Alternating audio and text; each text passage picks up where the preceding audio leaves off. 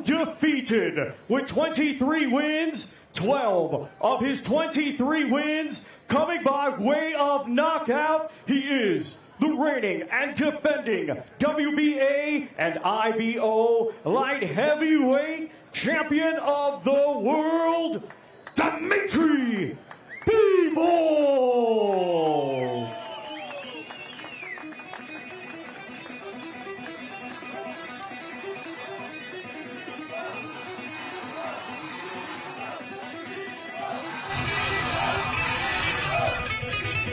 Well, here comes Dmitry Bivol, the unbeaten WBA and IBO World Light Heavyweight Champion, coming out to a little bit of AC and DC, and he's going to have to avoid the KO on Saturday. Delighted to be in the company of Fabio Wardley.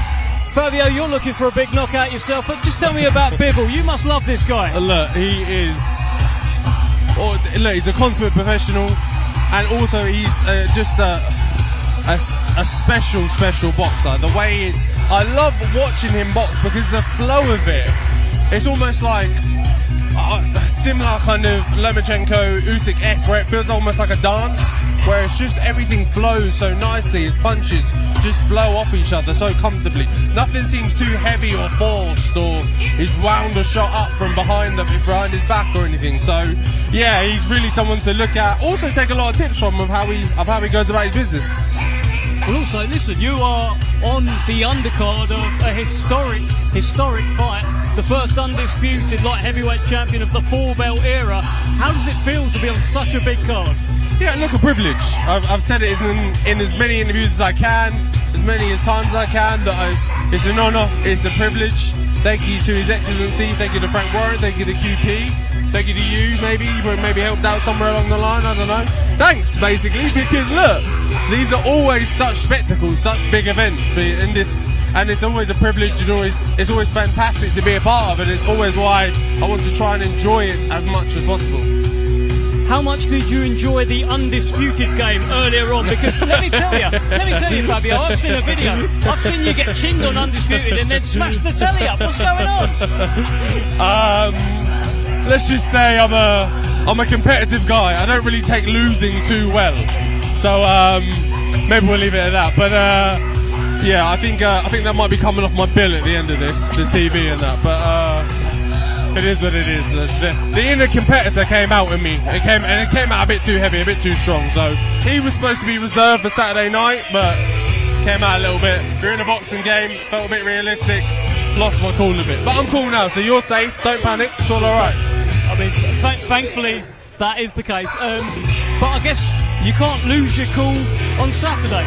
You said something about Fraser Clark getting perhaps a little bit, giving too much in his interviews, maybe getting too emotional. Do you think he could lose his head on Saturday?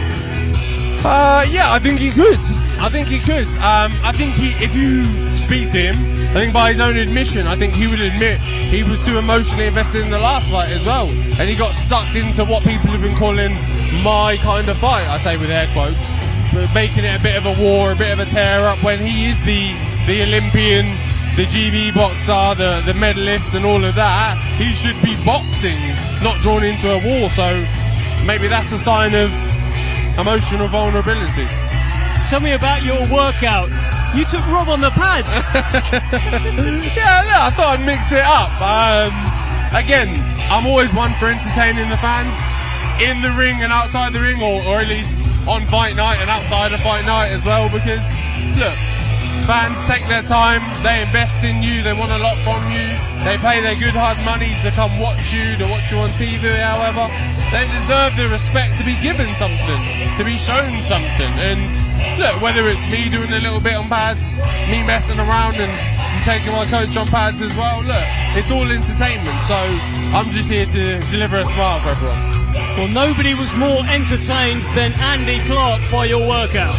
You know, I was a big fan because when the bell goes, what you're doing in there is a very, very serious business. Boxing almost is kind of too serious to be serious all of the time. So when you get the opportunity to have some fun, I'm all for it. We were watching the promo. You haven't had the chance to be in one yet, but I feel like when that day does come, it needs to be some kind of skit on. It needs to be Gotham City, Batman, whoever Batman's going to be. But you're definitely the Joker. Yeah. I think I'm definitely going to get whatever. If I have the privilege to come back and they do a big VT for me, I think whatever position I get will be the comedy side of some sort of Joker or some sort of comedian. So, but I'll take it. I don't mind.